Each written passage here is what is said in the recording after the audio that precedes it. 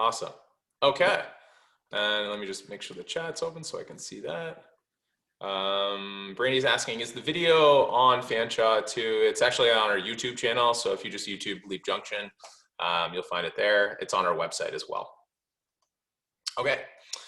Awesome. So today we are talking about business model canvas. And this is usually where I ask how many of you actually have ever heard of a business model canvas. So throw it in the chat. We've got 16 or 14 of us. Have not. Anybody else? Just a yes or no. Just curious. 3 no's so far, 4. Not sure. Okay. Because usually if people did know about it, just changes how I describe it. Thank you for those who provided feedback. So it seems like majority of you never heard of one, which is great. Second question is to that would be, do you actually know what we're asking for when I say term business model? Obviously, you guys have been in this program now for 5 weeks, talking about a lot of different business concepts. Does anyone want to take a crack at what, if I were to ask you, what's your business model or what's that company's business model, what would I actually be asking? Anyone want to take a crack at what the definition might be? You can unmute yourself, put it in the chat. Similar to a business plan is our first answer. Yes and no. Your product or your service, that's part of it, yep. Your mission, your vision, or your culture, definitely part of your business model as well.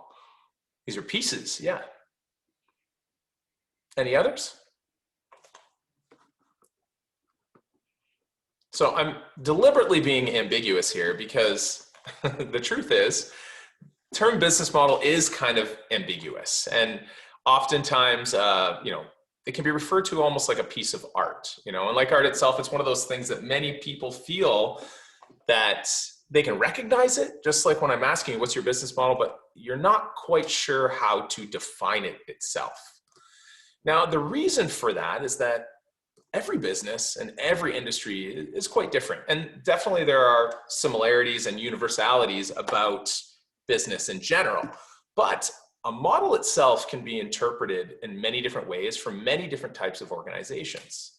But it's important to note that one model for one industry does not always work for another. These are just some examples you see on the right-hand side here in this little orange box. These are different ways in which you may, as you go off into your career, you may hear a different terminology used to describe a business model. And a lot of these can describe different things. Paid versus free, for example, as a model is more about, your offering to your customer. And it's about, the structure around your service. When we're talking about acquisition versus retention, we're talking about, what are we focused on for our customer relationship? If we talk about push versus pull model, that's more related to our marketing. When we're talking about business model here in this business model canvas workshop, we're talking more, who is it someone said similar to a business plan? That's what we're actually going to be kind of closer relating this to, is what we see on the left. We're talking about everything kind of involved in operating the core components of your business. Now, the business model canvas, this is what it actually looks like. And it is a one piece of paper, one document. I sent you guys some links ahead of time with Canvanizer or Ventrally that you're supposed to log into. You can see on there, if you have done that, it's laid out like this. And basically, this is the standard version of it. And you might think, well, it's not very big, but there's actually a lot of power in this one little piece of paper. So basically what we have here is a 1-page kind of business plan template. And it's designed to create, a snapshot of your business idea and be able to help you distill the essence of your product or service and kind of break it down into key parts that will then help you as you start to research and test your hypothesis in your business. And without a well thought out and well researched and tested business model, often we really run the risk of failure in many different ways. But the process of actually creating a successful working model traditionally can be a complex process. And this is why the act of doing business model canvas was really created. It provides a more universal way to create a model or a concept that everybody can understand, no matter what walk of life you're coming from.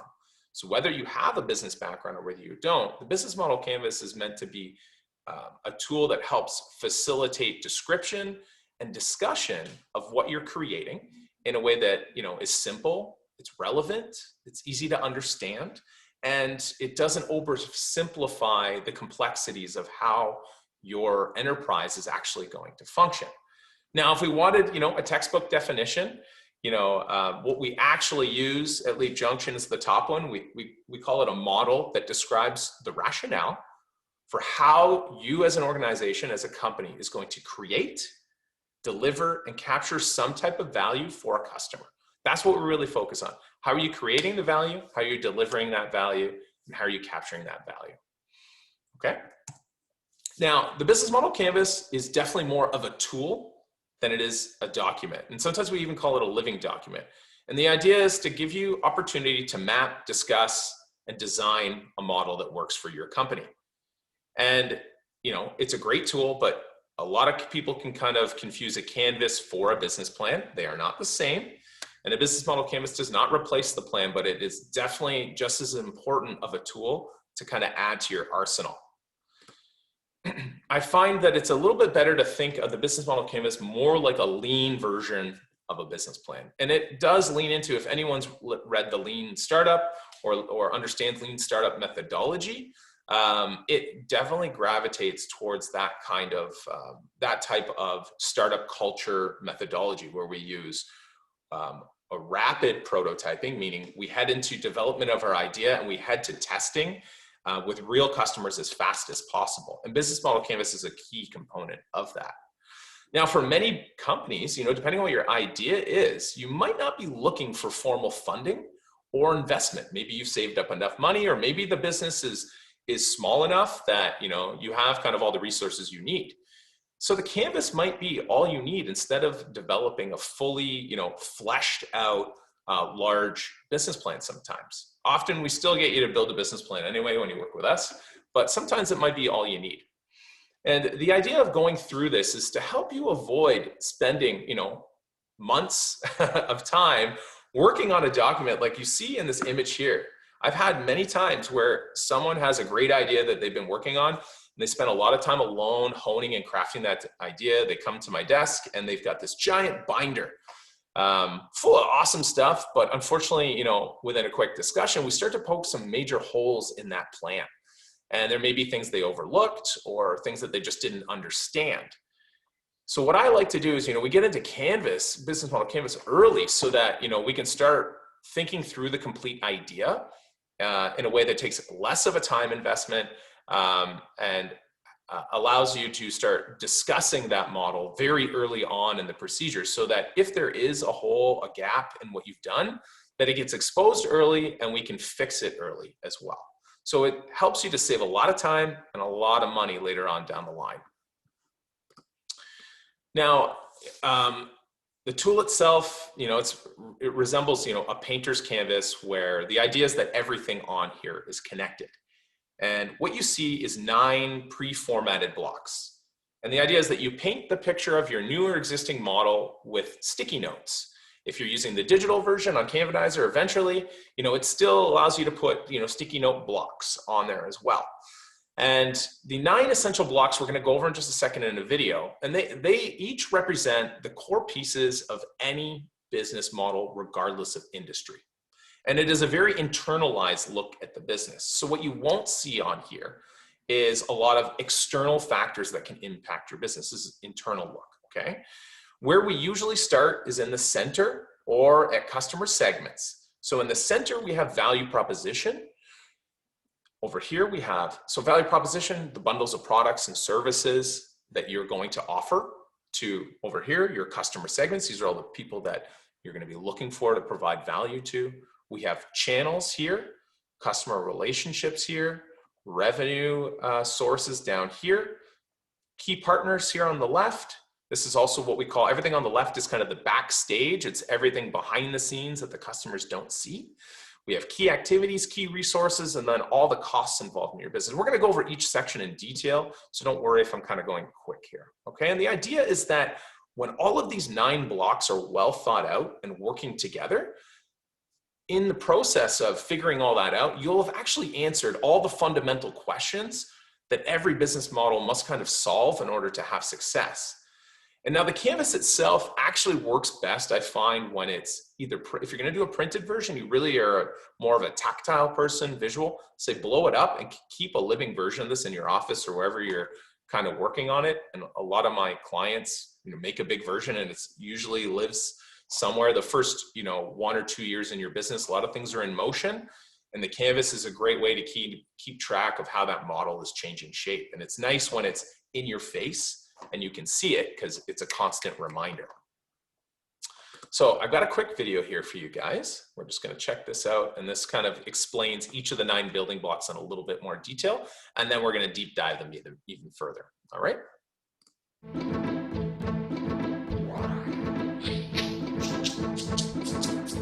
An organization's business model can be described with 9 basic building blocks: your customer segments, your value proposition for each segment, the channels to reach customers, customer relationships you establish, the revenue streams you generate, the key resources and key activities you require to create value, the key partners, and the cost structure of the business model. But it's not sufficient to just enumerate the 9 building blocks. What you really want to do is to map them out on a pre-structured canvas. This is what we call the business model canvas, a tool that helps you map, discuss, design, and invent new business models. Let's briefly go through the 9 building blocks, starting with the customer segments. These are all the people or organizations for which you're creating value. This includes simple users and paying customers. For each segment, you have a specific value proposition. These are the bundles of products and services that create value for your customers. The channels describe through which touchpoints you're interacting with customers and delivering value.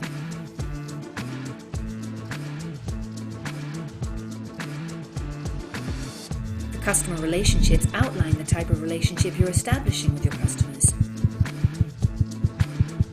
The revenue streams make clear how and through which pricing mechanisms your business model is capturing value. Then you need to describe the infrastructure to create, deliver, and capture value. The key resources show which assets are indispensable in your business model.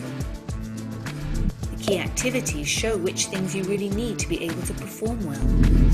The key partners show who can help you leverage your business model, since you won't own all key resources yourself, nor will you perform all key activities. Then once you understand your business model's infrastructure, you'll also have an idea of its cost structure. So with the business model canvas, you can map out your entire business model in one image. This works for startup entrepreneurs just as well as for the most senior executives. Excellent. Okay. Now, before we jump to this, I'll talk a little bit about the rules when you're going through and actually using the document. There are some kind of helpful rules to follow that just keep your canvas a bit more organized, a bit more easy to use. But before we talk about that, I know Brandy just put a question here in the chat. She's asking are the tools for just for this class, or can they be used for anything? So what I'm teaching you today, business model canvas it's a technique and a tool and a document all rolled into one that you can use at any point in time. If you want to workshop an idea for a business, it definitely doesn't have to just be for this class. You can use it at any point. And when it comes to Leap Junction, as a service provider to all of you, as long as you're affiliated with Fanshawe College, which means as long as you have a student number at some point in time, you can always come and use the many different services that we provide. And that goes for well after you graduate as well. So we see people all the time that they graduated 10 years ago and they're coming to our office or virtually coming to visit us for the first time. So yes, the answer is, I guess, yes, overall. Okay, so let's get back to Canvas. So rule number 1, this one applies more when the Canvas is actually in a physical format rather than in a digital format. And when we say no writing on the canvas, what we actually mean here, sometimes people get the paper document, they just start writing directly on it. That's a big no-no in the early stages of developing an idea and testing a hypothesis for your business. And the big no-no is that nothing is permanent when you're researching and developing something for customers, especially in the first full year of your business. Everything is up for a state of flux and up for a state of change. There is impermanence all the time. So this is why the idea of using sticky notes kind of became the norm with using this document, because things could be pulled off and discarded at will as you get feedback and realize that something's not working or something needs to be changed. When it's digital format, well, yeah, you just can quickly delete it. So no biggie there. But that's just a good thing to know, that your business is going to change and evolve over time, especially while you're still researching and while you're in development for the first year. So get comfortable with that state. Number two, this is for anybody that they just really want to have a business, or they love the idea of entrepreneurship, or they've got kind of an interesting idea and they keep talking about it. Maybe they're talking about it a lot to family or friends or colleagues or significant others, but they don't, get moving forward. They like to talk too much. And I always say, if you want to use this tool to workshop that idea a little bit, there's no risk here. You're just writing some stuff down on paper, so there is zero risk. So avoid too much talking and actually put something down and make it actionable. Rule number 3 is that you can start with any building block. This is not a linear process. It isn't that we do value proposition first and customer segment second. We are going to follow as we go through the workshop. It's linear because we have to present it in some way. But you can just start with any building block. If there's something start with that. Oftentimes, a lot of our entrepreneurs we work with, they don't stop at just one business idea. They're constantly coming up with new things. And the business model canvas is great for you use it to help figure out that first business idea. But even when you want to launch a new product or a new service, you can then use it again as well to workshop that idea. And sometimes when you're developing it, you might not know who the customer is right away. You might not even know what the offering is. Perfect example. I have an opportunity to work with someone who's a mentor of mine. He wants to go into business with me. We want to work on a project together. I know that he would be a key partner, someone involved in my company, but we don't know what we're going to offer yet. We know we're going to work together. So we can use this canvas. I know who the key partner is going to be, but I don't know anything else just yet. But that's a nice place to start. Rule number 4 and rule number 5 kind of go hand in hand. And we say no bullets, and we also say avoid too much detail. What we're talking about here is that a lot of the key elements of your business can get caught up when there's too much detail.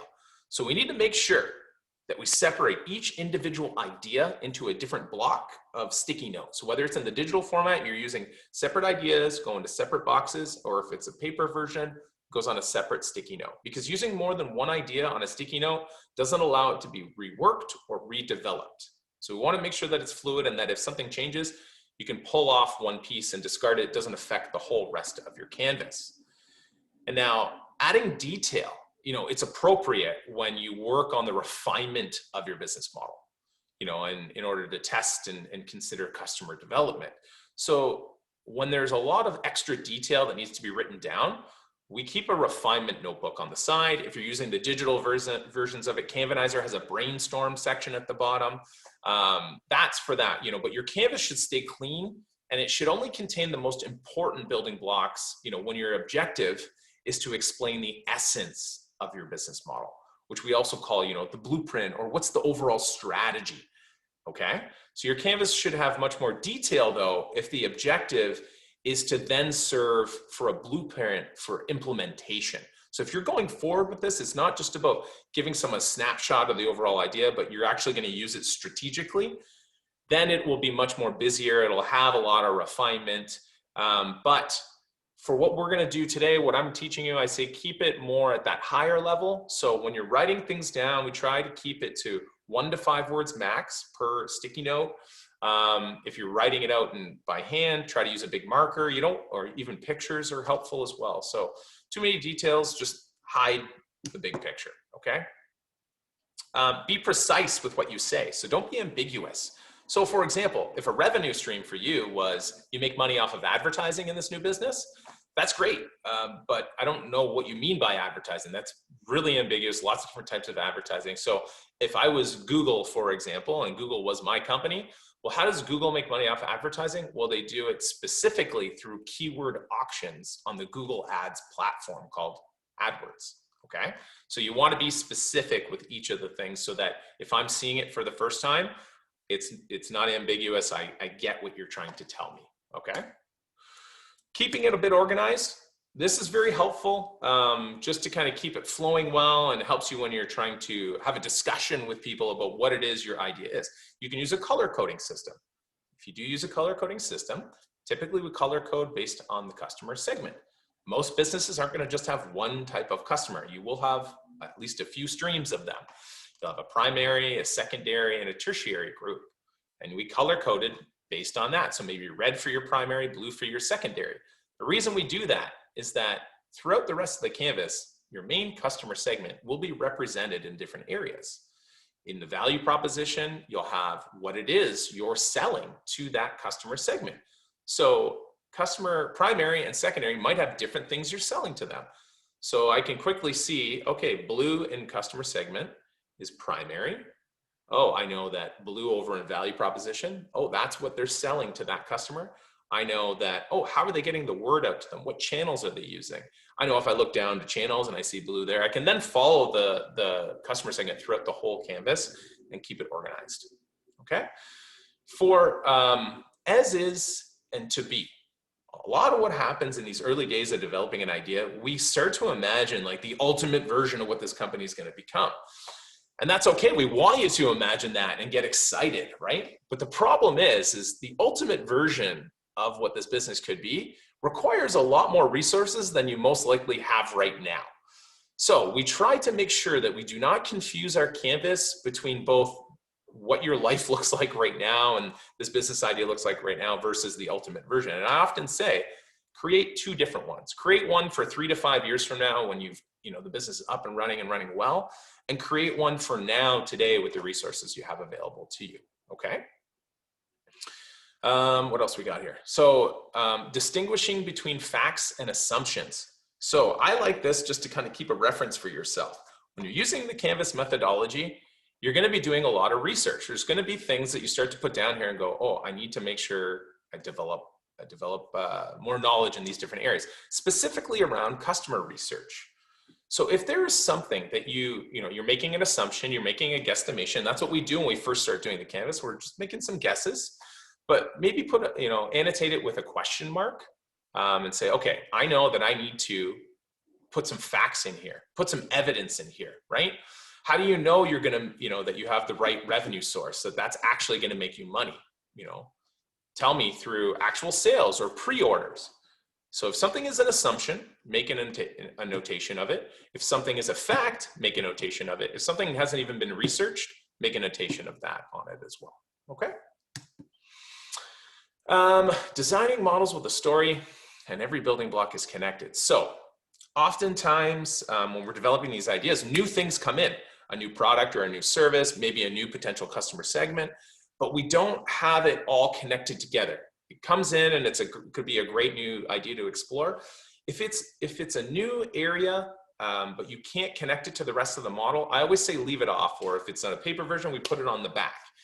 Only things that have the ability to tell a complete story through the canvas, make it onto it. If it's something that is still in development, leave it off until it can kind of complete the story. We don't want what's called orphan elements. We don't want things just left out on their own and they have no connection to any areas, okay?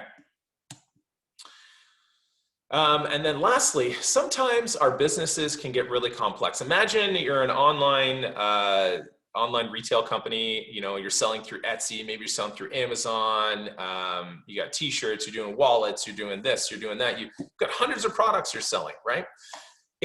This canvas can quickly get too small for that. So you can always use your canvas and break it down. And you can say, listen, okay, this canvas is just for this customer and these products, or this canvas is just for these products. So it is a pretty diverse document, and you can reorganize it the way that you see fit. Okay, but if things start getting really big, yeah, you can definitely separate it out however you might need to. Okay, so let's get started. All good workshops to show you how to use this. We definitely need an example. And give me 1 second here. Just taking a drink because I realize you guys can't see me. So the idea is that you can take notes on here, but I'd love it if you've got some ideas working that as we go through, you can either put the example notes in or, start popping your own business stuff in there as well.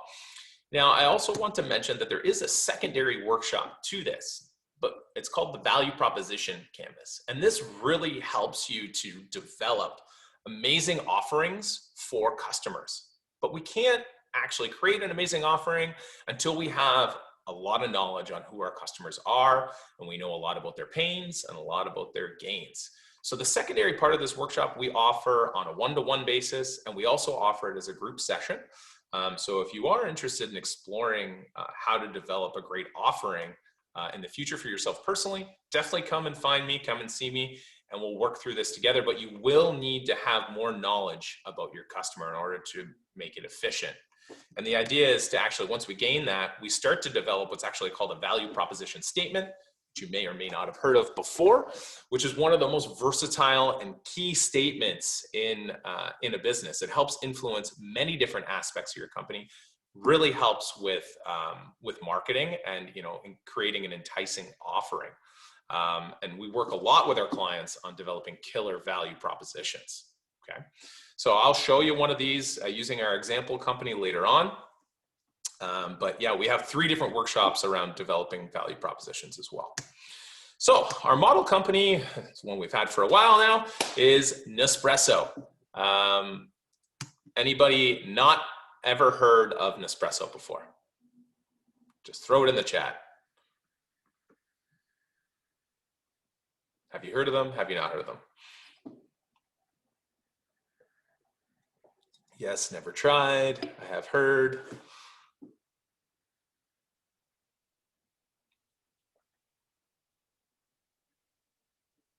Okay. So you guys have heard of them. I'm going to give you just a quick background because you're going to have extensive knowledge of what your business is as you go through this. So you should at least have an idea of, a bit of an understanding of their model. The reason I chose Nespresso for this workshop is they're very innovative from a model perspective. They managed to turn a transactional industry, which was selling raw coffee, into one that produces recurring revenues through the invention of coffee pods. And yes, a lot of people might not know this, but Nespresso, who is owned by Nestle, they invented pod technology, which was one of the most revolutionary, inventions in kind of the coffee industry. And that's why we kind of picked them. And they're also a great example of how companies with huge budgets can fail to understand their model correctly. Now, Nespresso, the technology for pod coffee, was developed in the late 80s. It did not hit mainstream till early 2000s. They lost millions and millions of dollars in R&D in developing an offering that was wrong. They should have went through business model canvas. What they thought was that their customer was all going to be B2B, meaning business to business. They were going to sell this mainly to, hotels, salons, offices, that this was going to be kind of that, next version of the, coffee pot. But unfortunately, they missed the mark a bit. And it wasn't until they retooled and turned it into a household consumer item that they started to find success. Now, Nespresso is built around the idea of being very well designed, and their coffee machines, have aluminum recycled pods, and so they're a very premium brand that focuses on fair trade and equity with all of their farmers and their suppliers, and healthy working conditions, and they are very environmentally conscious in their industry. So most of the other pod technologies out there, not until very recently were they actually recyclable. And Nespresso goes so far as to have their own recycling program. So the reason I'm telling you this is just, it's very important to get a sense of understanding of, how they've established themselves uniquely in the marketplace. Now, they, as I said, they define themselves as a luxury coffee brand, and they boast small machines with innovative design, and they profess, that great relationship with everyone involved in their business. They're owned and operated by Nestle. The machines are only retailed through select partners. So for example, the Bay, Canadian Tire, Amazon is a partner. And that's how, so there's quite a few places where you can actually buy the machines. However, the pods themselves, you can only buy through their website, which is actually called the Nespresso Club.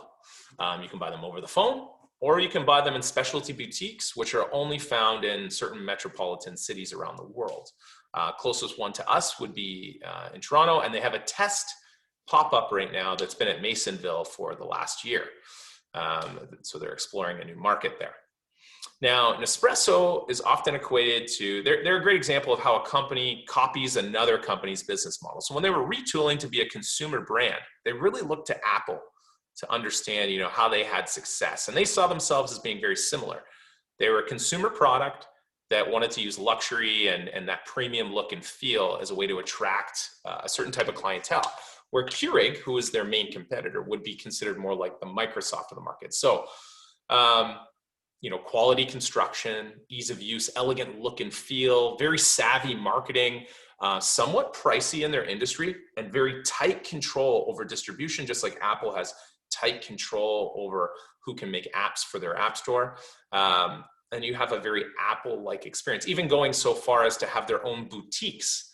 Keurig doesn't have their own boutique stores, whereas, Apple and versus all their competitors, the ones that do, Google is goofing around with some of their stores, but they're very similar, almost an identical copy from a model perspective. Okay, and that's the rest of the background I'm giving you on the business, and we're gonna move on. So, heading into the canvas, where I'm gonna start today, we're gonna start with customers. So to give you a feel of, the brand in Nespresso and thinking about their customers, I'm going to show you a quick commercial with Danny DeVito and George Clooney. And I want you guys to all think about, who are they directing this at? So who is Nespresso's customers that they would have developed a commercial like this for?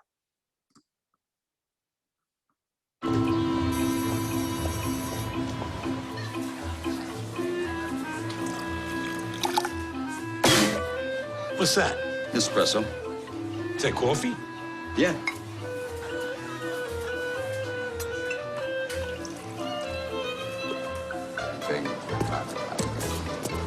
I want in.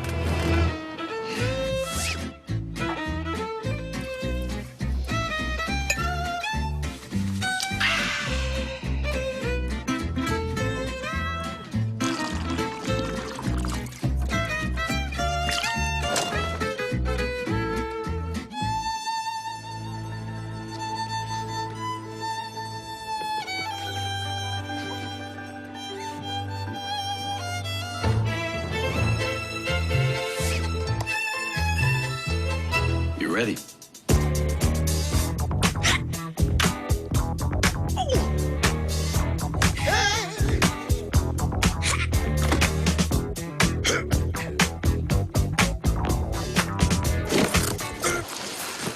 that coffee? Get ready to experience a cup above. I want in.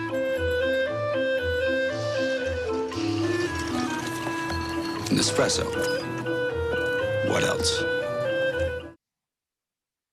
Okay, so what do you guys think? I'd love to see in the chat, who do you think are Nespresso's customers? Who are they developing an advertisement like that for? No wrong answer here, so don't be shy. You can unmute yourself too if you want. Coffee lovers. Coffee lovers, number one, for sure. Important people, Yazan says. So important people, what do you mean by important people? Businesses, coffee drinkers, definitely.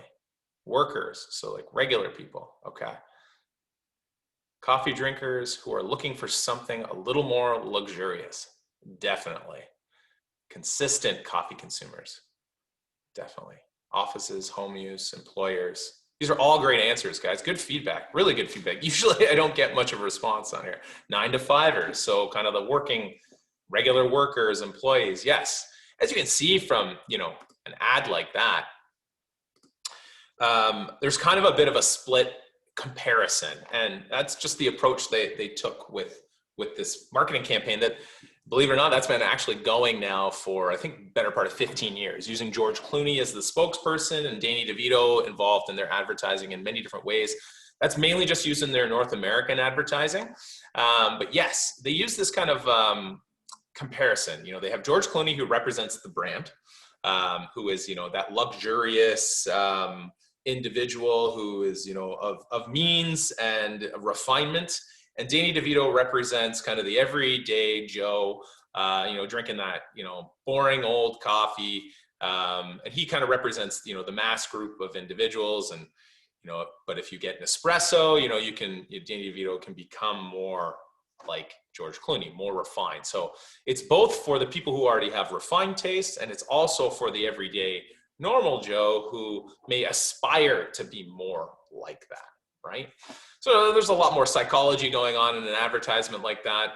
One key thing of note, very powerful no matter what business you're involved with, but if you're using food and drink, the idea of sharing and bringing people in with it, that idea of it, you know, George Clooney kind of being the guide of bringing people in, that's very powerful. And it's very powerful right now. So I think I mentioned earlier about the purpose economy, you know, building fans and, you know, building early adopters for your business.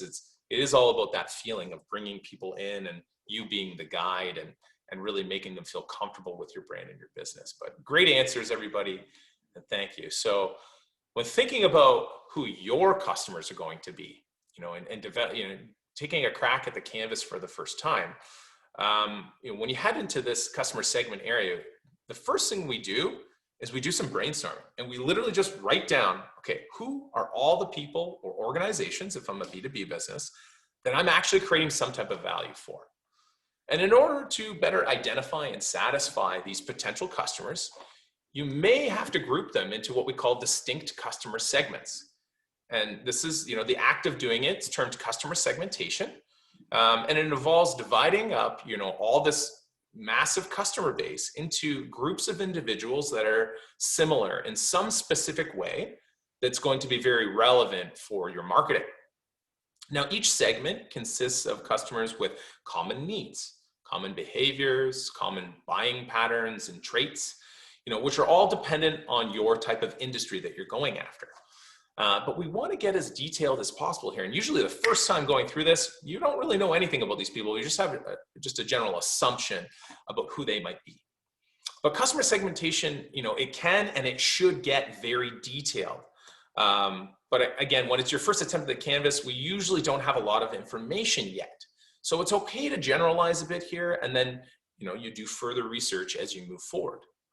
Now, it's important to note that segmentation can look very different if you are a B2C business or a B2B business. So if you're doing business with general consumers like you or I, or if you're doing business with other companies. Now, for, you know, B2C customer segmentation, we look at things like, how old are these individuals? What gender are they? What are their interests, their attitudes? What kind of lifestyle do they have? Where do they live geographically? What's their socioeconomic status?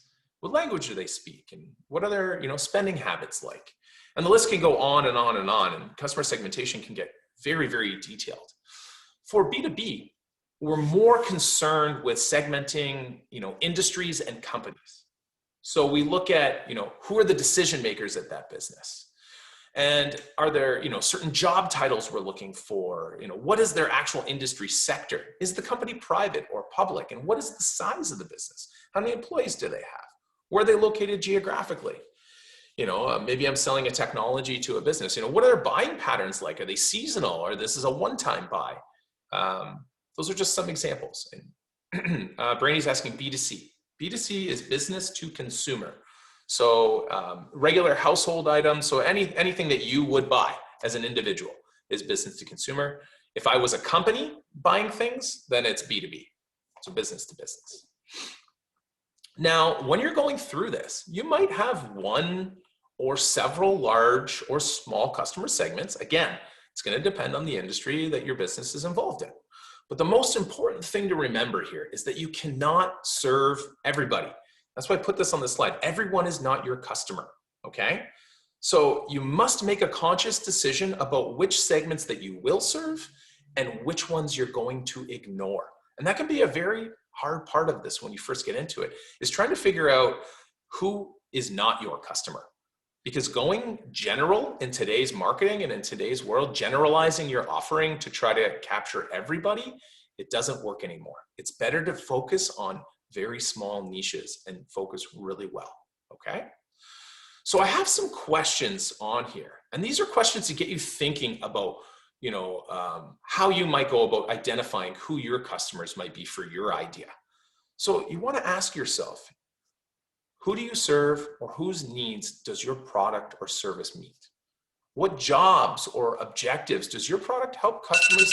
Whoops, 1 second. What jobs or objectives does your product help customers actually accomplish? Or who is looking for a product or the product of a potential competitor? Usually by going through these questions, you can actually start to think of who some potential customers might be for your idea, okay? So if we take Nespresso as example, if we take Nespresso as our example and we ask these questions, in other words, we're actually asking who's drinking coffee or espresso and might be looking for a new way to drink it. Nespresso, they have, a bit more, it's not a complex model, but, they serve both still the B2B and the B2C industries, customers at the top level, right? So they still, just like I mentioned in their history, they still are, helping businesses. So they're providing companies and firms with high quality coffee. So they still have hotels, salons, offices, restaurants, all buying espresso machines and pods, but they're more profitable and their larger sector is the B2C side of the business. So this, this consumer has much more refined traits, because we look for demographics, we look for psychographics or behavior statistics on this group. So a typical Nespresso customer is between 18 and 65 years old. This coffee covers a large age spectrum. They have typically medium to high income. They are coffee drinkers for sure, but they drink coffee a lot, at least once or twice a day. And they probably have a favorite roast or coffee flavor. And they also typically have a favorite coffee spot, favorite cafe or place that they get coffee from. They also are likely to be quality and status driven. What that means is they appreciate what is perceived or actually is the best of the best. So obviously Nespresso had to do a lot of research to figure that out. They had to talk to their customers, they had to talk to coffee drinkers to figure out, okay, who are we going to appeal to? Who is going to want our offering? And this is what they decided. This is the group, after their research, that they decided that they are going to focus on. Okay? So we're going to move into value proposition next, but I want to take just a quick 3-minute bio break here. So we'll come back at about 6 after. So this is a good spot to stop, have a little bathroom break. And if there's any questions you have, throw them in here and I'm happy to answer them as well, okay? So we'll set the timer, you guys go for it. This has been awesome. Thanks, Dave. No problem. I think, Brandy, you said, how do you include everyone to be your customer? Is it okay that not everyone to be our customer? Yes. The idea is that no. As I said, not everyone is going to be your customer. Unless suddenly oxygen became a commodity that we just no longer had availability for, then everybody is not going to be your customer. So you want to find the ones that, I always say, you want to find people who are going to absolutely love what you have to offer. You may have 10 people in a room. I would rather have one person that loves my product than a few that like it. So you're looking for who is going to absolutely love what I'm offering and try to really think about who that individual might be.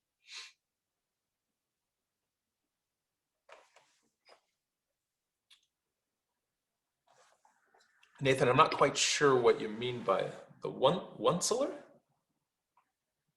Onceler? Oh, ancillary group? Is that what you're trying to say? Sorry. Chance you could clarify?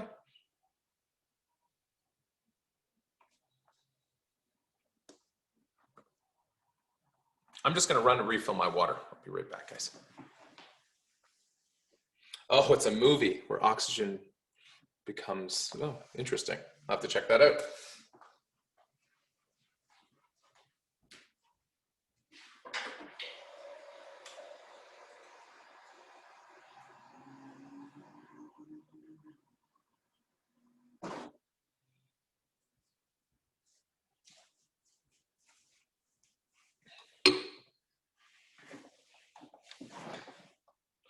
Oh, the Lorax. Yes. Yes. Familiar with that. Yes.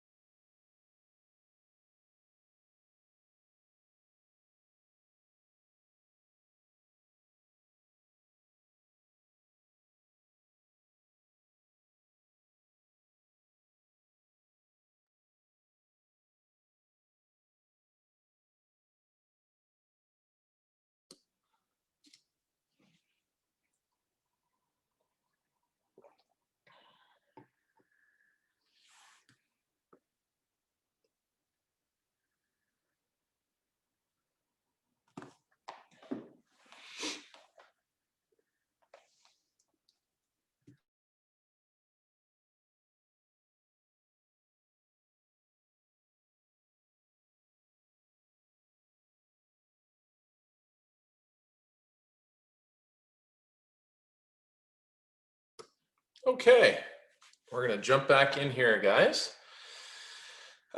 So next up, we look at developing your value proposition. So this is also a great place where you can start the canvas. If you're not too sure who you're going to sell to yet, you may have an idea of at least what you're offering. So your value proposition is where we actually list, the actual products and services that we're going to offer, but also the value or benefits that those products or services offer to your customers. And the finished product of this box is actually a clear and compelling one-liner message that you want to send across to your customers. And that's what we call the value proposition statement. And the value prop must solve a problem or satisfy a particular need for your customers. And for each customer segment, you typically will have a different version of your value proposition or variations for your different products and your different services. Now, we could definitely get into a lot more detail. Why is it stuck here? One second, guys. There we go. We could get into a lot more detail around value propositions, because being really great at value proposition writing is quite a skill. It usually involves bringing in someone who might be a copywriter to help out in different areas. But if you kind of follow these guidelines, you most likely be able to develop a pretty awesome value prop yourself. So your value proposition, that statement and what goes in here, it should answer kind of some fundamental questions.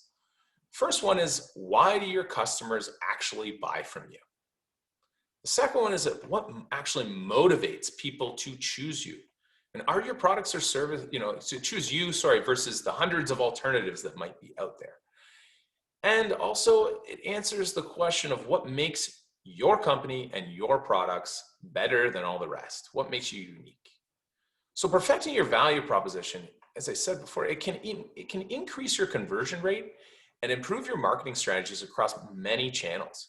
And learning to present the value of your company and your products, and what the value actually is that you deliver in a compelling way is probably one of the most high value, wide reaching marketing activities that we can do as business owners. Typically, you have to imagine your value proposition is going to live in many ways, but the first place it's going to live is in your mouth, because you're going to be saying it to people. You're going to be talking about what you offer. So that's usually the first place we actually start developing it, is in how we talk about our business. And in fact, we do a pitch competition every year. This year, actually, we're doing a video pitch competition, and it can be for an idea or a business that you're working on. Sorry, guys, turn that off. And that actually really helps you to start developing a value proposition, is going through the pitch competition. If anyone's interested in checking that out, go to our social media on Instagram. I think we started advertising either today or tomorrow. You have to submit 120 second video that you'd have to submit. And I think we're giving away up to $5,000 this year for the competition. So if you need some funding for that business idea, definitely check it out. Anyways, back to it. So the value prop, it is many things, but it really is the core of it is it's the value that you're going to promise to deliver to your customers post-purchase. So it's ultimately what makes your product attractive to your ideal customer. And it needs to also meet 3 key criteria. It needs to be specific, meaning highlights specific benefits that your target customer will receive. It should be pain focused. So it states how your product or service will fix the customer's problem or improve their life in some way.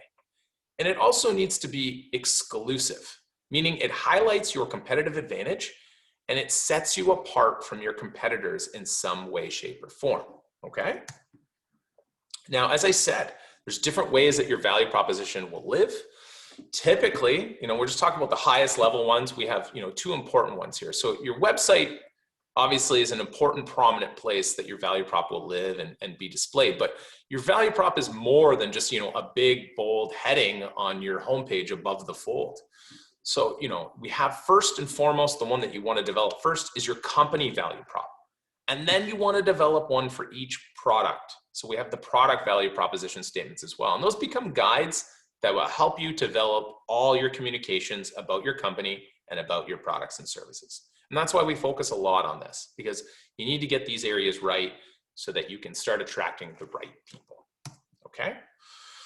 So important thing to understand is that each customer segment most likely is going to have slightly different needs and slightly different problems. And your solution through a product or a service needs to be catered to each segment a bit differently. As we said, generalizing doesn't work in today's marketing world.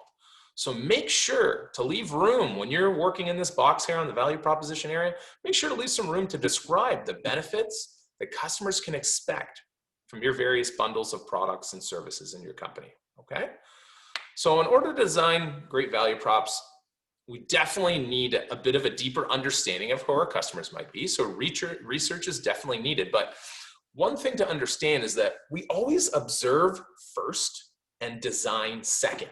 And what we mean by that is that we observe our customers first and who they might be. We research them, we understand them, and then we design our offering to them afterwards. Now, we might have an idea for a business, right? We come up with a cool, innovative new solution, or maybe it's just a new take on one that's already offered out there. And we may have that idea first, but we don't want to just go with honing that idea and developing that into, a product that you're going to sell without actually doing the research first. And a lot of unfortunate souls out there, they go down that rabbit hole where they just think they have a great solution and they don't do a great amount of customer research early on to see if they're solving the right problem or providing the right value. If anyone has ever heard of a segue or knows what a segue is, they are considered one of the biggest flops of products ever launched in the last 100 years. Over $100 million went to R&D and development, and it was all completely lost. It's surprising that though that company's changed hands so many times, but they're a great example of a company who didn't do great consumer research in the beginning. So we observe our customers first, we understand them really well, then we design a killer value for them out of the idea that we have, okay? So to get you started, and when you're doing this yourself, it's a good practice to brainstorm again all the different types of value and benefits that you think your offer has for each of your customer segments. So you just word vomit this all out on a page, or you like flowcharts, or whatever way you like doing it, dump it all out there and see all the different ways you might be providing some type of value to these customers. Are you saving them money? Are you making them money? Are you, providing them time saving? There's all sorts of different value creation that you might offer, and it's going to be individualized to you. So remember, when you're thinking at this part and you're brainstorming what the value is that you're offering, you got to put yourself in the mind of the consumer as best you can. That's why usually great entrepreneurs come from having experienced the lack of something, and usually they develop a solution themselves because they've experienced it. So choose a customer segment to focus on and a service or product, and write out all the different ways that you think that you can create value with that offering, okay? So I have a list of questions here that you can ask yourself to get you started. First one is, what bundles of products and services are we actually going to offer? So what's the thing you're going to sell? Want to know that for sure. Then what value does that actually deliver to the customer? Okay, what needs are we satisfying? Which one of the customer's problems are we actually helping to solve? What jobs does your product do or help the customer actually get done? And which job are we helping? Oh no, the same thing, sorry. And then some of the extras here, you can start to list, the FABs. What are the features? What are the attributes? What are the benefits of those products and services? Okay. So now if we relate it back to our example with Nespresso, we have a list here of, a great list of different values that Nespresso is focusing on for its customers. And we see two categories of value here. We have the product values, with the machines, and capsules, and the company value, with the experience of Nespresso. So for the machines, what's the value of the machine? Well, it's affordable in relation to, a high-end espresso machine. It's small in size, meaning it fits really nicely on your counter, okay? It's a nice piece of technology and it's really designed well. So that's the values that they've decided that they want to focus on for their customers with the machines. For the capsules, it's best quality no matter what. They're always about making sure in the industry of pod coffee, Nespresso is number one, hands down, always. That's it for them. And making sure they have a variety of choice. That's a value that they deemed worthy for their customers as well. And they have usually over 100 flavors at any given time. And now they're expanding into all sorts of different things. Iced coffees, and I have an espresso machine. I just got a bunch of iced coffee lattes and Frappuccino packages, pretty cool. And then the experience itself, which is important to note here, because yes, Nespresso sells machines and they sell pods. But Nespresso considers themselves first and foremost before anything else to be a customer service business. So the experience of the brand is a tangible piece as well. And it's so important to them that they've put it in here for their value proposition. It is not something they sell, but it's something that you experience. So making sure that they always have, that luxurious image felt in all aspects of the business, that it gives off that lifestyle feeling that they're going for, that no matter what touch point you hit with Nespresso, that value is felt, okay? So once we've done this research and we know these things, well, how do you actually, write this out? So in order to turn that unaware visitor into an interested customer, we need to take the value and the benefits that our products and services offer and create that clear and compelling one-liner message with our value proposition statement. Now, it's also important to note here that we don't confuse a value prop statement with a brand slogan or a catchphrase or even what's called a positioning statement. And those are used in different forms of marketing. What you actually are focusing on here with this statement is we always start to think about outcomes. We want to know, what is the outcome that my customer gets? Not the features here. When we turn into the statement, you're listing the outcomes. Okay, so rarely is your value proposition the product itself or its features. Instead, it's the way the brand or product fixes a meaningful pain point, improves the lives of your target audience, and the way that it makes them feel. So the value prop statement can be much more emotionally driven, which most of our purchasing habits tend to be more emotionally driven. So let's take a look at this example with Nespresso's company value prop. So this is an internal value prop statement. So first draft will look like this. It's very mechanical. We would never say it like this to a customer, but it helps to have a statement like this for each of your customer segments as you build your business plan and your marketing plan, and then we refine it to the external version of this, okay? So if we focus on their B2C customer, right? So who is their customer? So 18 to 65 years old, they have a medium to high income. So who is Nespresso's customer? So for the 18 to 65-year-old with a medium to high income that is status and quality driven, and also want, so this is their need or their problem. They want high quality, convenient coffee that has the perception of status and exclusivity.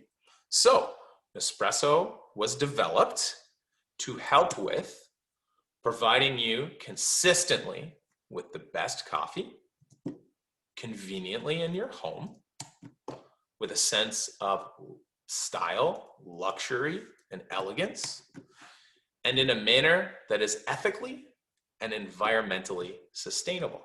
So that is the values that they're actually deciding to focus on. And it's the outcomes of what you get. You get the best quality coffee in my home, makes me feel stylish and luxurious. And I know that I'm helping, that what I'm, even though it's a disposable product, that it's ethically and environmentally sustainable. Okay? Does that make sense to anybody or to everybody? Sorry. Any questions about value proposition statements?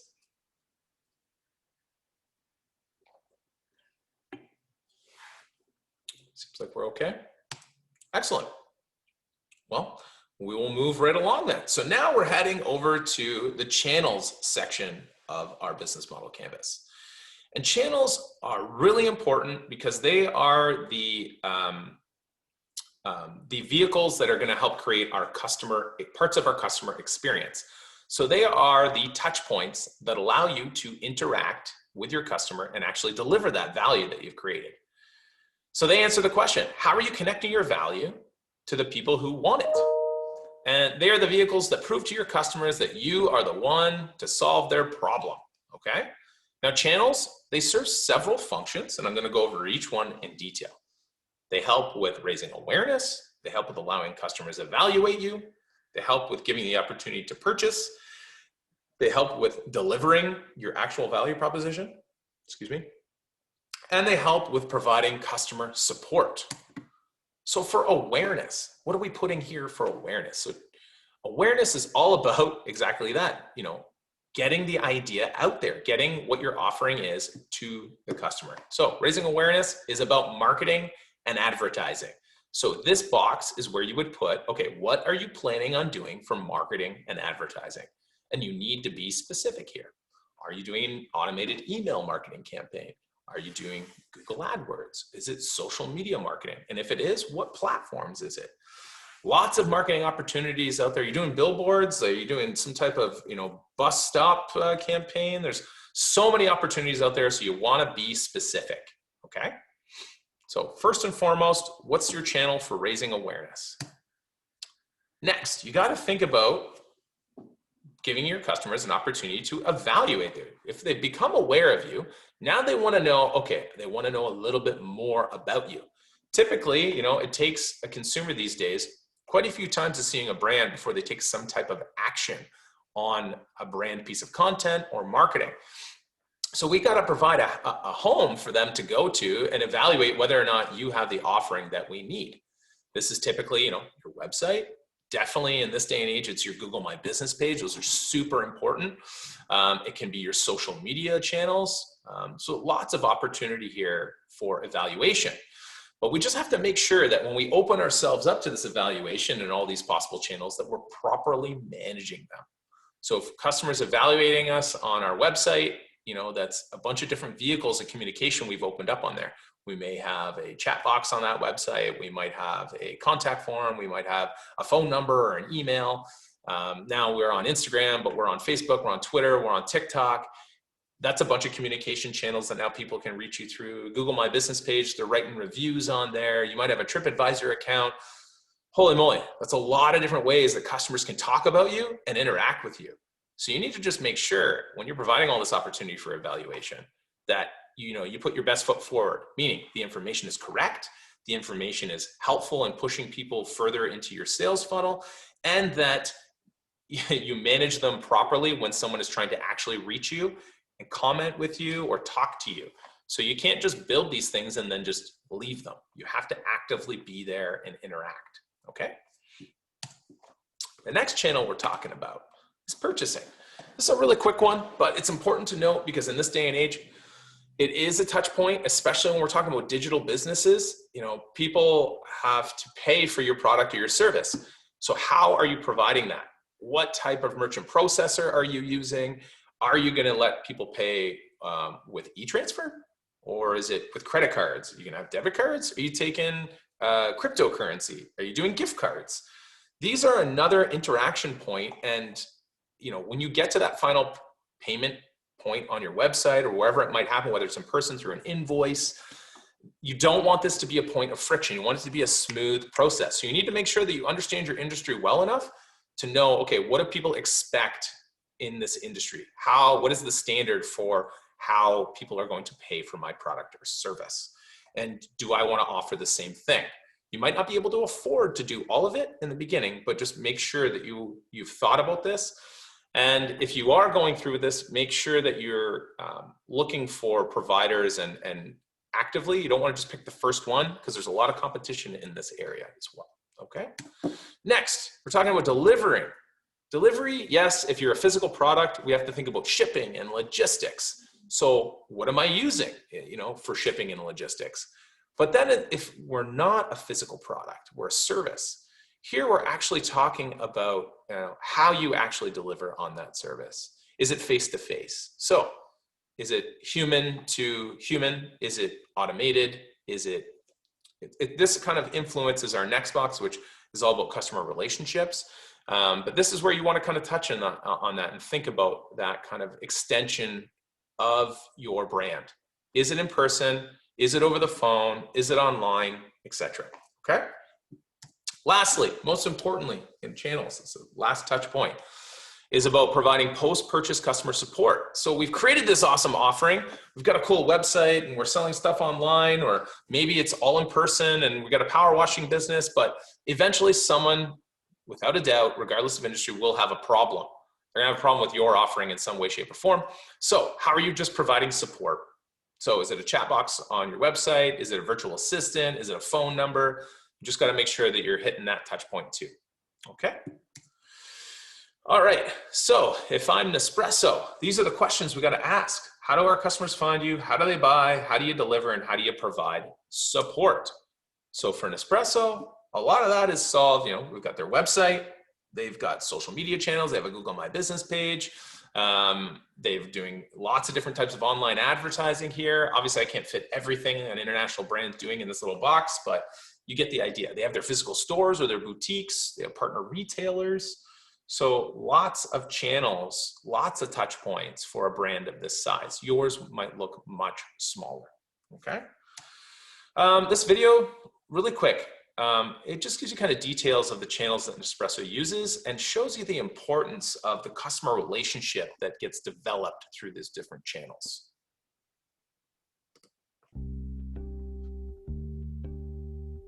The Nespresso Club is the experiential part of Nespresso that you come to us to after you've bought your machine and taken it home and unpacked it and registered to buy your coffee. And that's the first place to start, really. It's the place where you buy the coffee.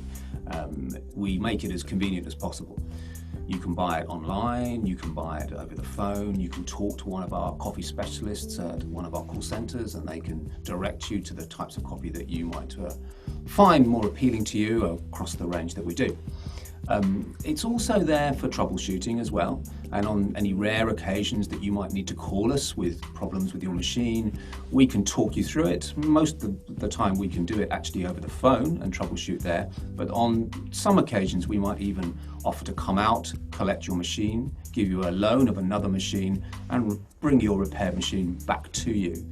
But it's a bit more than that too. It's about the experience of Nespresso, as I mentioned, and that is a key part of it. It individualizes your journey with Nespresso. We'll flag up events that we might think of interest to you particularly, and from there you will find that your journey with Nespresso and the club is very unique.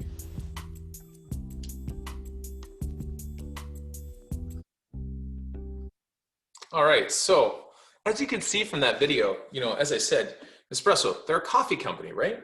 And they sell products.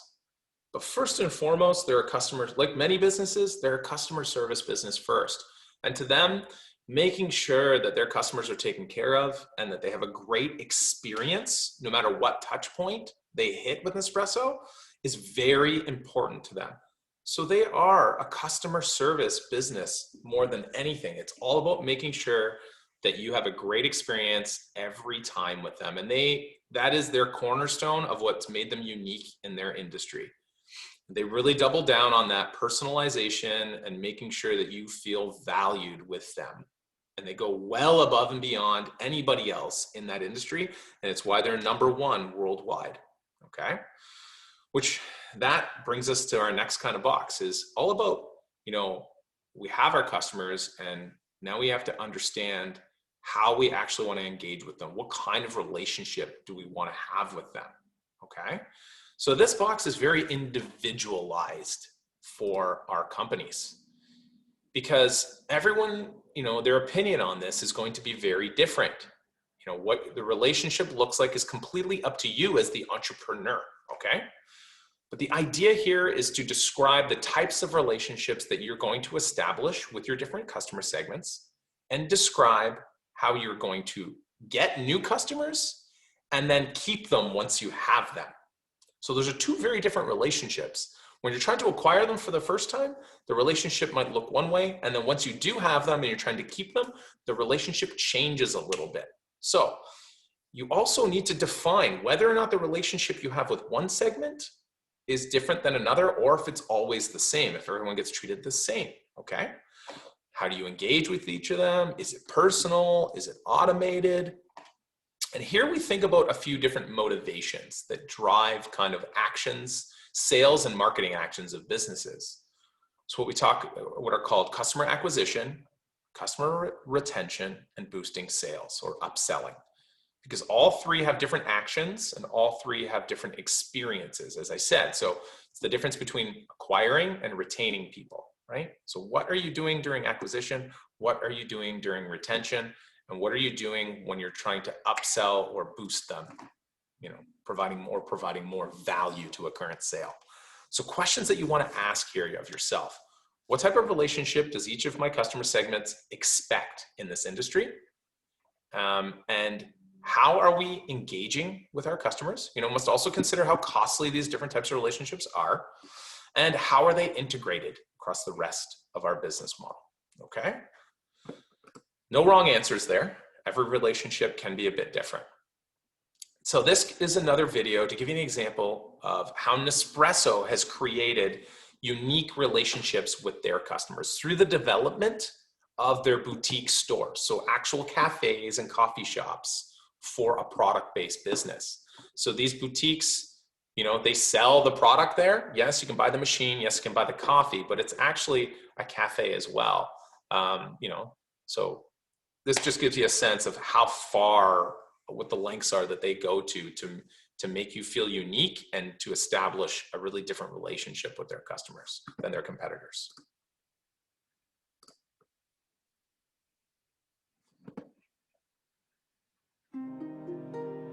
We are located in the heart of Beverly Hills, California, 1 block over from the famous Rodeo Drive. Here at the Beverly Hills flagship, we have a beautiful cafe, which we offer as an amenity for Nespresso Club members to come and enjoy as they come to the retail boutique to see the machines and purchase their capsules. Here in the cafe, we offer a light breakfast and lunch. We offer amazing pastries, wines by the glass, and just a relaxed and beautiful environment for guests to come in and enjoy.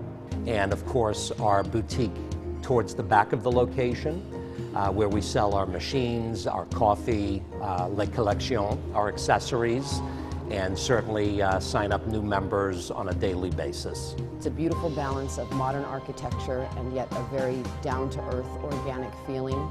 It's created by the club member pictures, by our staff, by the natural light that comes into the space. So it's a very nice balance of elegance and yet a down-to-earth feeling. So of course our decor is very California. It's light, it's airy, a lot of natural wood and light tile really makes this an eye-opening destination. What I find very interesting is that it takes a lot to turn the heads of people who live here in Beverly Hills because they're very used to the best of the best. And in the 5 weeks we've been open, there has not been a person who has visited us that just has not absolutely been, how we say, blown away by how beautiful this location is. Oh shoot, sorry guys, 1 second. There we go.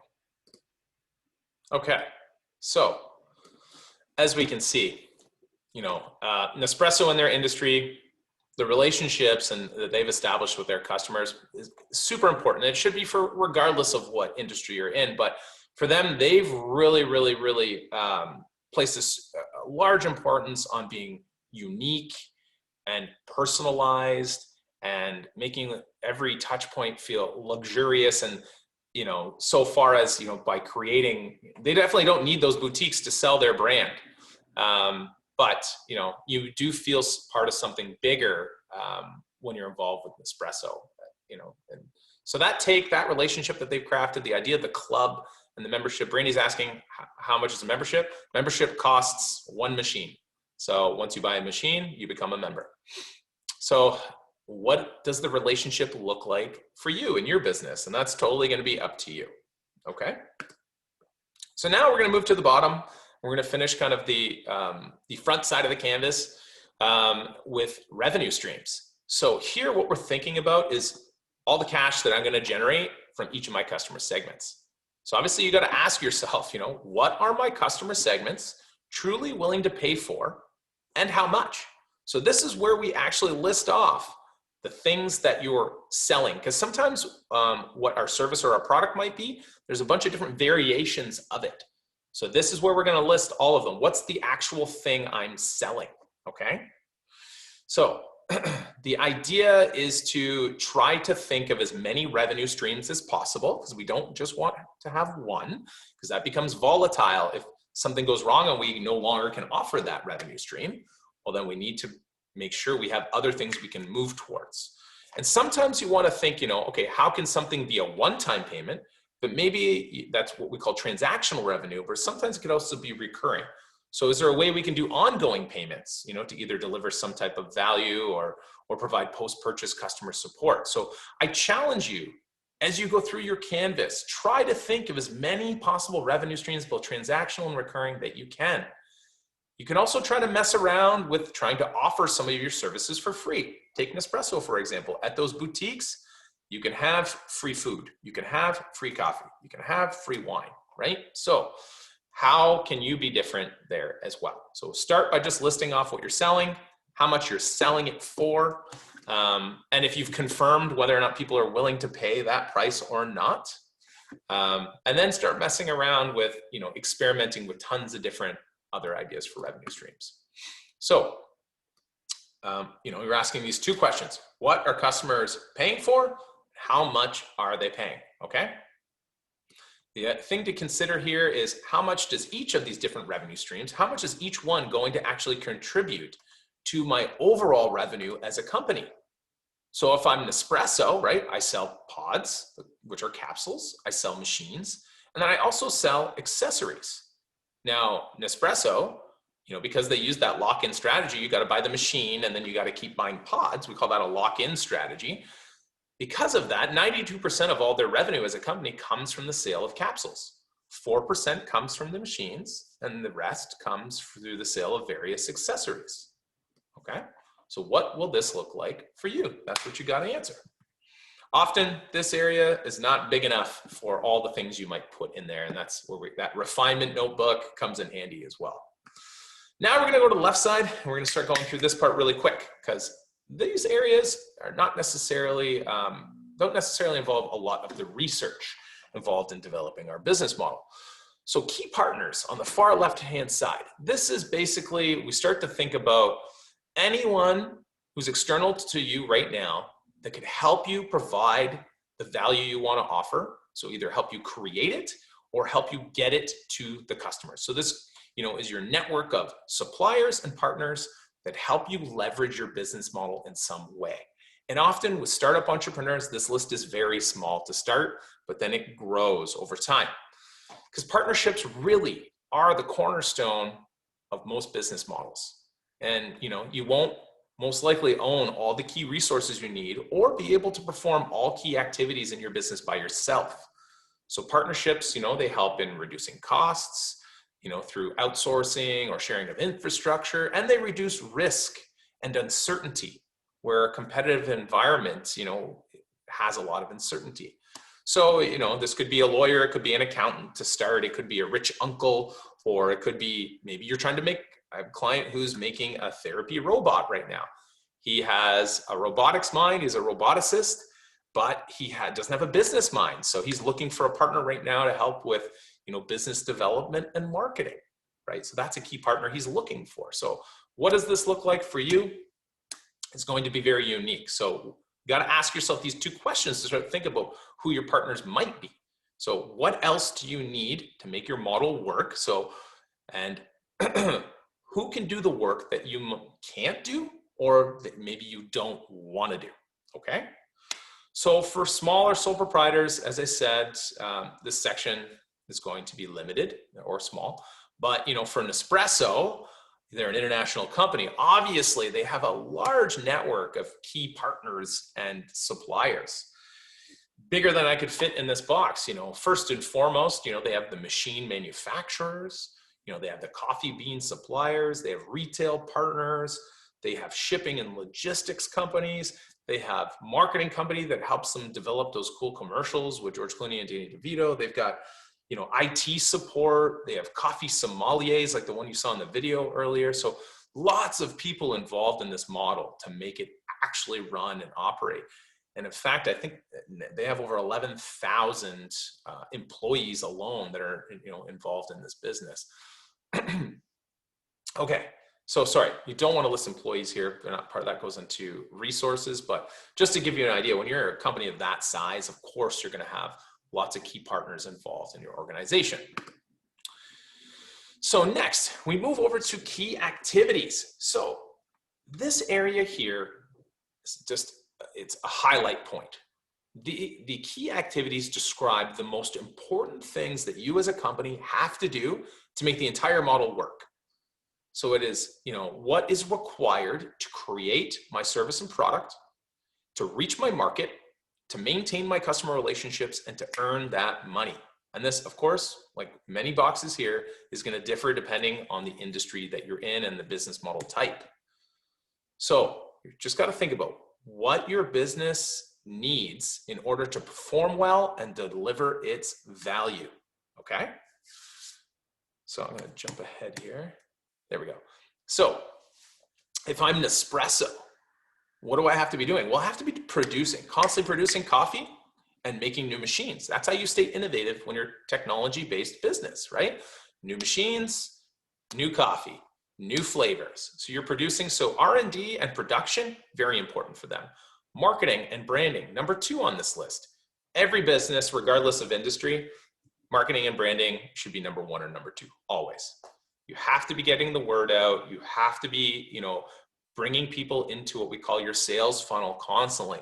You don't have a business if you're not constantly bringing people in for sales, right? So marketing and branding, very important. If I'm Nespresso, my distribution is very important. I have customers all over the world. So logistics and shipping and that type of distribution, very important as well.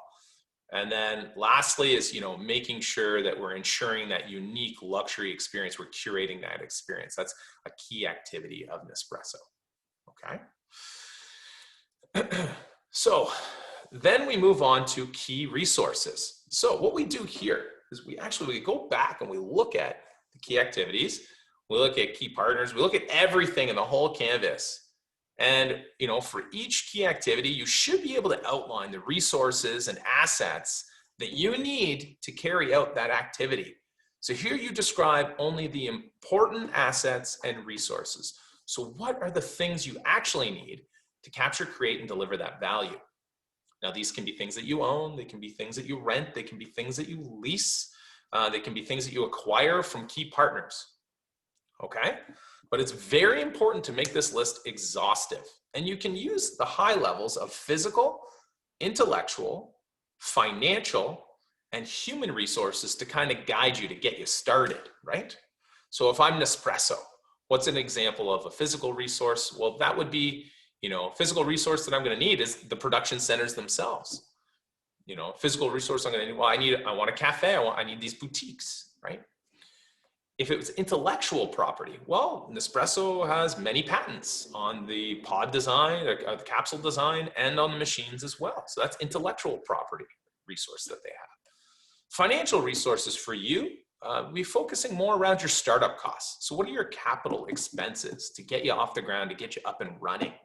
That's some financial resources you got to think about in order to offer those key activities. And then lastly, what are human resources? So these are the people that you need to make the business work from the internal perspective. So who are the different, do you have to hire a graphic designer? Do you need a web designer? Do you need an accountant? So these are different things here.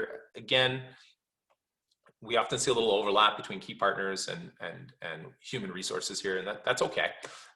You can get into that minutia later on.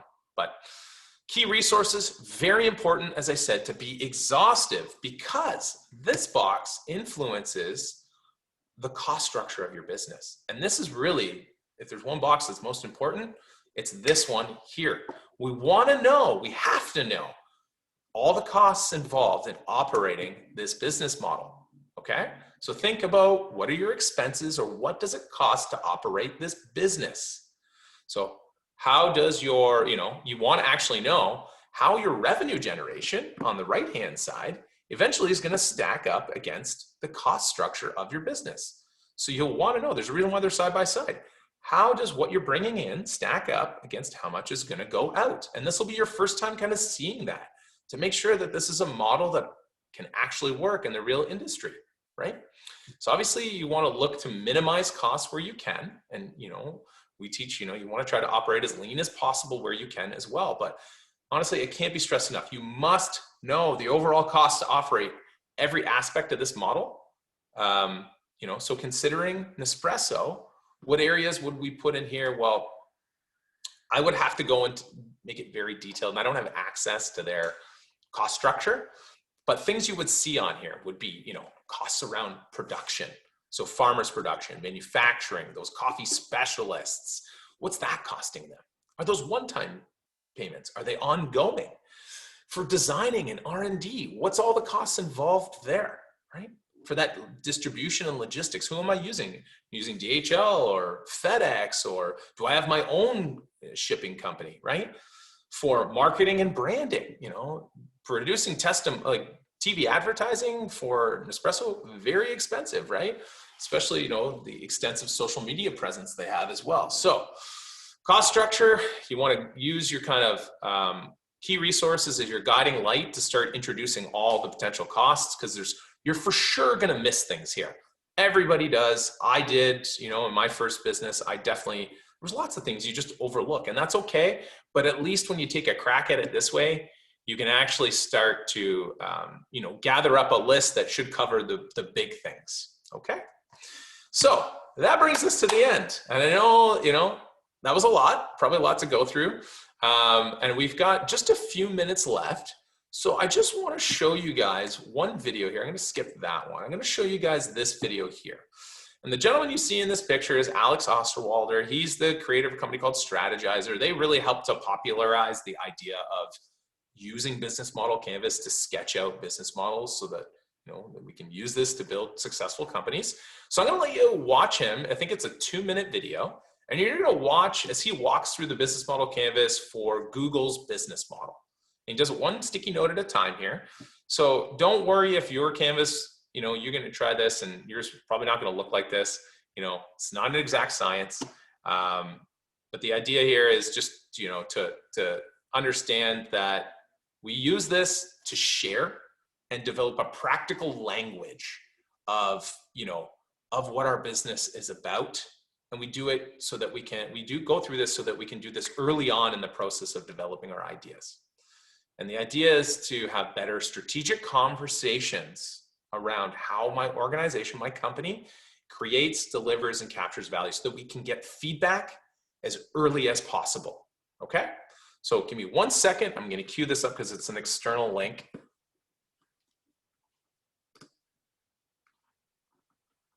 There we go. Okay.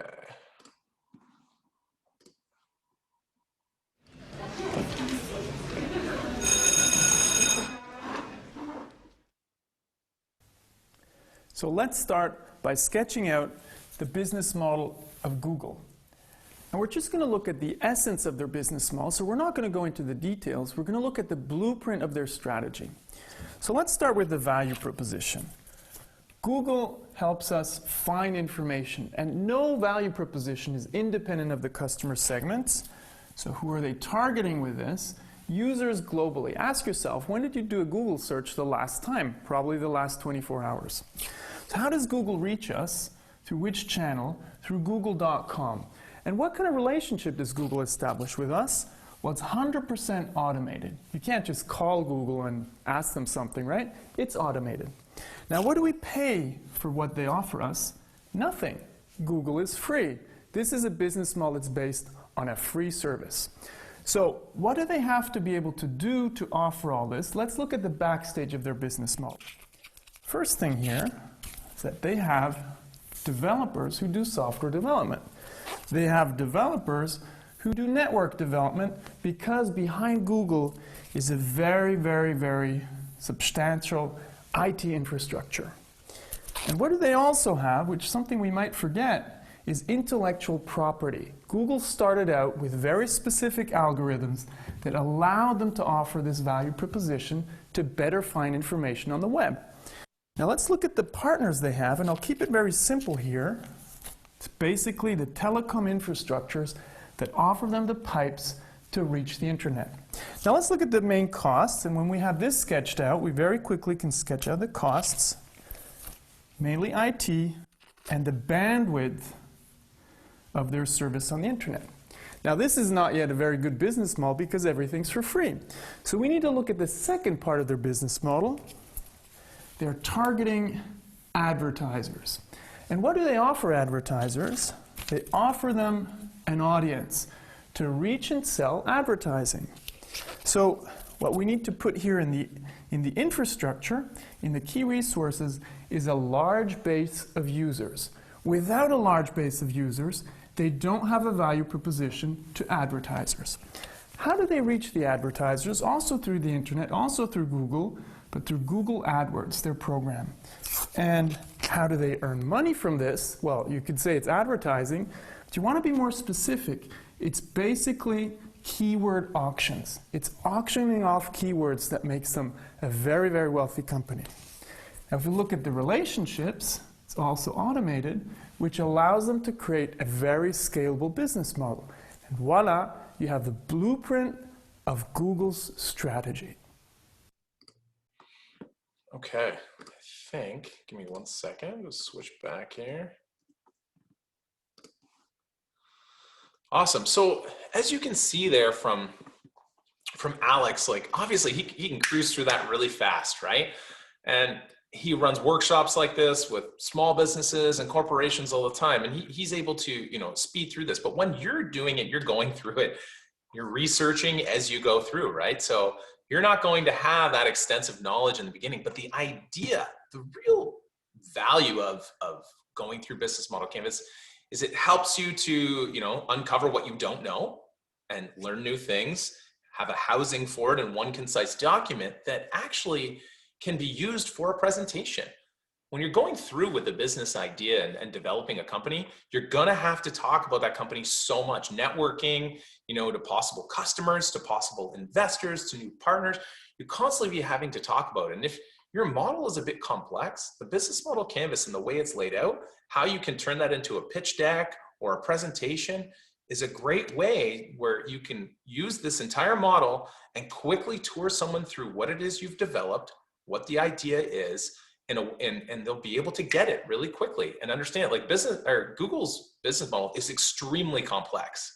And you know, in 2 minutes, he simplifies it so well using Business Model Canvas and is able to explain it even to anybody who doesn't have, you know, an extensive maybe tech background.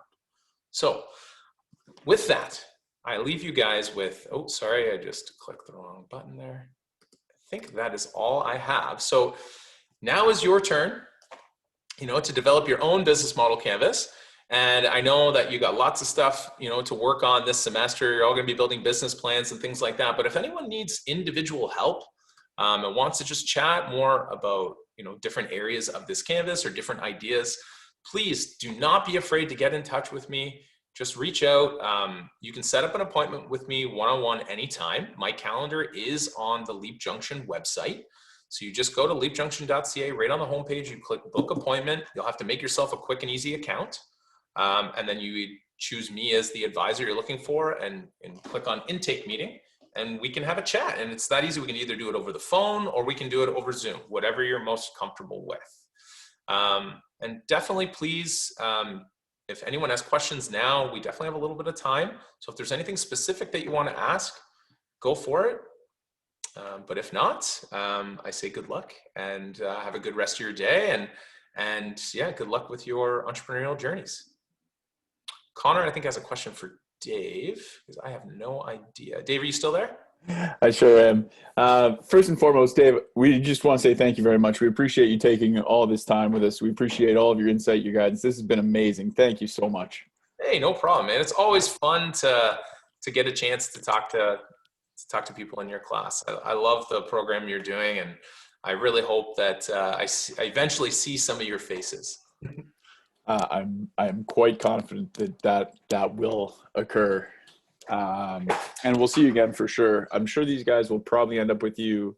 I think Mark's going to try to get a workshop in with you as well. And if not, we'll see you next semester. Sounds great. Yeah, I look forward to it. Awesome. Now, one of the questions that came up in the chat was whether or not any of this is being graded.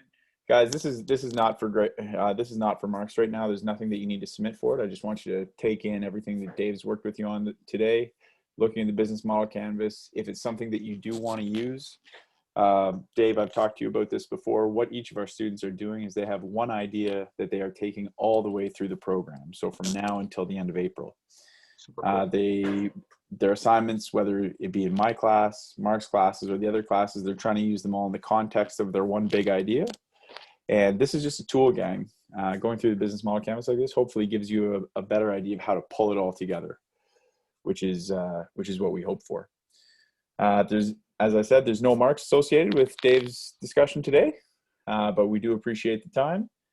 And then Brandy had a question. Brandy, I'm not totally sure what you're saying when you're asking. I think you might be asking Dave. What is your business is more for the owner and benefit of the customer, but overall because you're passionate about doing the business as a beloved hobby, not so much for the business? Yeah, I saw that. I wasn't quite sure what Brandy meant there. Brandy, do you think either, I know you have to slip to a meeting in 10 minutes. Would you be able to unmute? Hey guys. Hi. I was just necessarily curious just about if the business that I want to do is more for me and the fact that I enjoy doing it versus benefiting a clientele and finding out what their problem is or why they would want to buy my stuff. So are you creating a business where you're the only customer? Is there going to be customers paying for something? No, but I enjoy doing it, so that's why I want to do it, not to. Okay. If that makes sense. It does. It sounds to me like it's more like a hobby. If there's not going to be any transactional value there, it's great when you can mix a profitable business and also your passion and the thing you love together. It's amazing. But if there's not going to be a transactional basis, it's just something that you love, and you don't want to get paid for it, then yeah, I see it more as a hobby. Or perhaps there's a model that leans more towards social enterprise or nonprofit that might make a little bit more sense for you. And if you want to explore that idea, I can chat with you about that anytime. Yeah, absolutely. I'll grab your email and then we can definitely chat about that. Yeah, sure. Here, I'll put it in here just so everybody has it. And Dave, while you're doing that, you had said you were going to post the video for this onto the Leap site. No, so I won't put this video on the Leap site. What I'm going to do, Dave, is once it renders, I will send this to you through WeTransfer. Perfect. And then, do you mind if I post it on FOL for these guys? Yeah. So I'm just going to give you the file, and you can take it away from there. Perfect. And then for those of you who are still on here, you're developing these ideas to take through the whole semester. Consider joining our pitch competition. Yeah, there's cash there, and it's our first time doing a video competition. Usually You had to do a 60-second in-person competition, which, you know, that hits a lot of nerves of people, and we only get usually 15 participants because not a lot of people feel comfortable getting up in front of a crowd and pitching. But this is a video, so you're judged more on the criteria of what goes into the video. And it doesn't matter about production value and things like that, because everyone's gonna have different editing skills. So, but there's definitely some opportunity there. And we've got a couple different categories this year, both technology, service, and product. So please pay attention, follow us on Instagram, join our mailing list on our website, because I'd love to see some participants from this program. Brandy, you're asking, is it based on the business we're wanting? It can be, but it doesn't have to be. So you can create the idea just for the competition, or it can be something that you're currently working on. Cool. All right, gang. And with that, it is 3 p.m. I thank not only Dave, but I thank each and every one of you who took the time with us today. 2 hours, a good run. We really appreciate you doing that. Dave, thank you again for all of your time. We really appreciate it. No problem. My pleasure. Have a good. And we'll look forward to seeing you soon for the class. I will send out the weekly email first thing tomorrow morning, and we'll look into our weekly quiz and assignment. Gang, have a great day. We'll talk to you soon. Bye, everybody.